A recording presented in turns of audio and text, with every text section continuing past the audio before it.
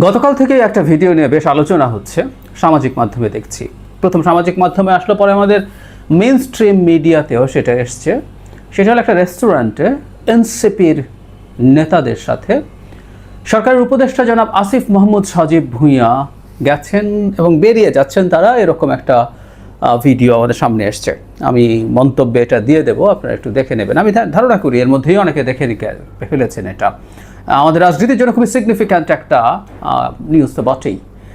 মানে এটা এমন একটা প্রেক্ষাপটে ঘটলো যখন এই দুইজন ছাত্র উপদেষ্টার পদত্যাগ চাইছিল বিএনপি, জনাব ইশরাককে মেয়র হতে দেয়া না দেয়া নিয়ে, এবং এই দুজনের বিরুদ্ধে জনাব খলিলেরও পদত্যাগ চেয়েছেন তারা, কিন্তু এই দুজনের বিরুদ্ধে বিএনপির অভিযোগ বা বিএনপির বক্তব্য আমরা এভাবে বলতে পারি, সেটা হচ্ছে এই দুইজন মূলত এনসিপির সমর্থক, তারা এনসিপির সাথে অ্যালাইন্ড, সেই কারণে সরকারে থাকলে তাদের নিরপেক্ষতায় সমস্যা হবে। ইনফ্যাক্ট এটা আজ না, বেশ আগেও একবার জনাব মির্জা ফখরুল ইসলাম আলমগীর এইরকম একটা কথা বলেছিলেন বেশ কয়েক মাস আগে, এবং তখন আমাদের অনেকের হয়তো মনে আছে জনাব নাহিদ ইসলাম তখন উপদেষ্টা ছিলেন, অত্যন্ত কঠোর ভাষায় একটা জবাব দিয়েছিলেন তার ফেসবুক স্ট্যাটাসে।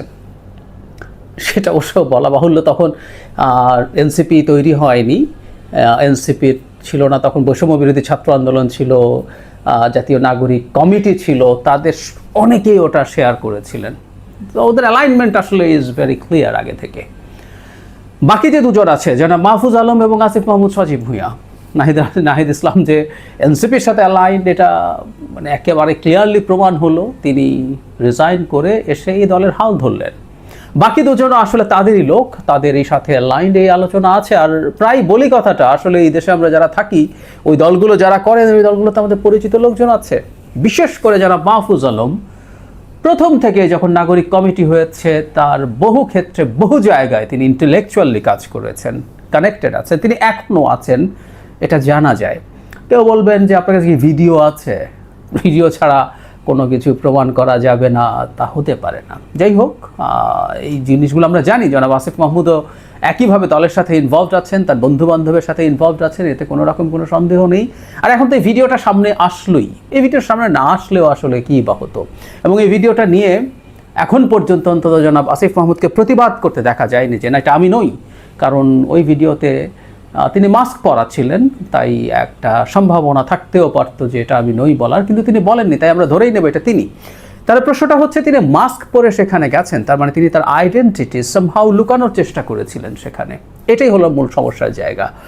তিনি উপদেষ্টা, তার বন্ধুবান্ধবরা একটা দল করেছেন, সেই দলের মানুষজনের সাথে তিনি রেস্টুরেন্টে যেতে পারেন, কোথাও সামাজিক জায়গায় বসতে পারেন, আড্ডা দিতে পারেন, এগুলো খুব অভাবনীয় কিছু বলে আমি মনে করি না।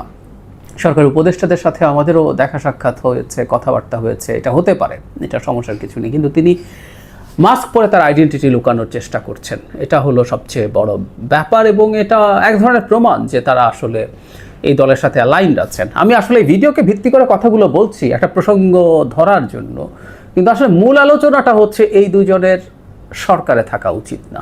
এটা তাদের দলের জন্যও ভালো হবে না, হচ্ছে না, এবং সরকারের জন্যও ভালো হচ্ছে না।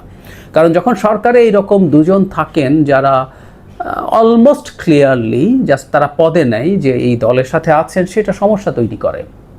অবশ্য পাল্টা এনসিপি থেকে তিনজনের কথা বলা হয়েছে, ডক্টর আসিফ নজরুল, ডক্টর সালেউদ্দিন আহমেদ এবং ডক্টর ওয়াহিদুদ্দিন মাহমুদ, তারা নাকি বিএনপির সাথে অ্যালাইন্ড।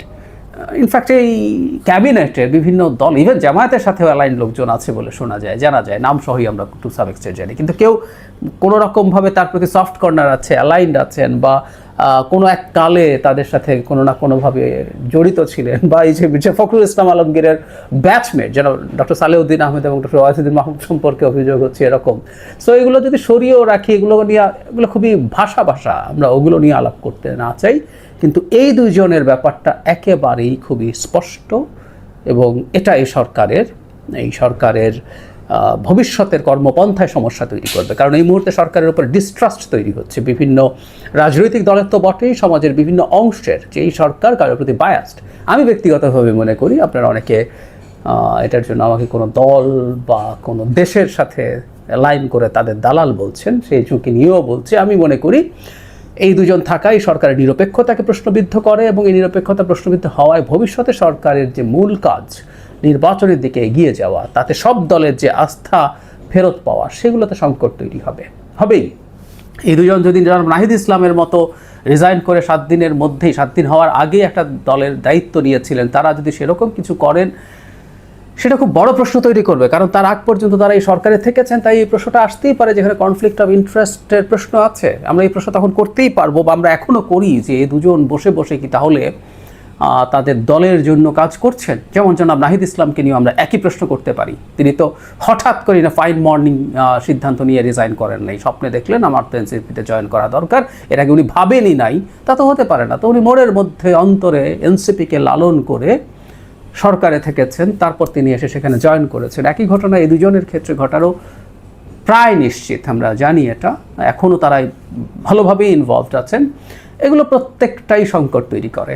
আর আমি প্রায় একটা কথা বলি, আমি এনসিপির অনেকের সাথেও যখন টকশোতে আছি, তারা এই অকাট যুক্তি তথ্য প্রমাণ খোঁজার চেষ্টা করেন। তাদেরকে একটা কথা বলার আছে, রাজনীতিতে পারসেপশন ম্যাটার করে, এটাও একটু খেয়াল রাখা দরকার আছে। তাদের এই থাকাটা ইটসেলফ যদি তাদের প্রতি পারসেপশন তৈরি করে যে তারা সরকারের মদতপুষ্ট একটা দল এবং সরকারের সাহায্য নিয়ে দল তৈরি করার চেষ্টা করছেন, এটা তাদের দলের ভবিষ্যৎকে ক্ষতিগ্রস্ত করবে বলে আমি মনে করি। সুতরাং তাদের উচিত কারো চাপ বা কারো শর্ত না, অ্যাজ আর্লি অ্যাজ পসিবল বেরিয়ে আসে। এটা তাদের অনেক আগেই উচিত ছিল, কিন্তু তারা সেটা করেননি, ভুল করেছেন বলে আমি মনে করি। এখন এসব ভিডিও সামনে আসছে, ভিডিও ছাড়াও এসব কথাবার্তা এমনিতেই আছে, তারা যেন আর বেশি দেরি না করেন। তারা সরকার থেকে বেরিয়ে আসলে সব দিক থেকে তাদের জন্য ভালো হবে, এই সরকারের জন্য ভবিষ্যতে দেশকে গণতন্ত্রের ট্রান্সফরমেশন, বিশেষ করে নির্বাচনের দিকে নিয়ে যাওয়াটা সহজ হবে।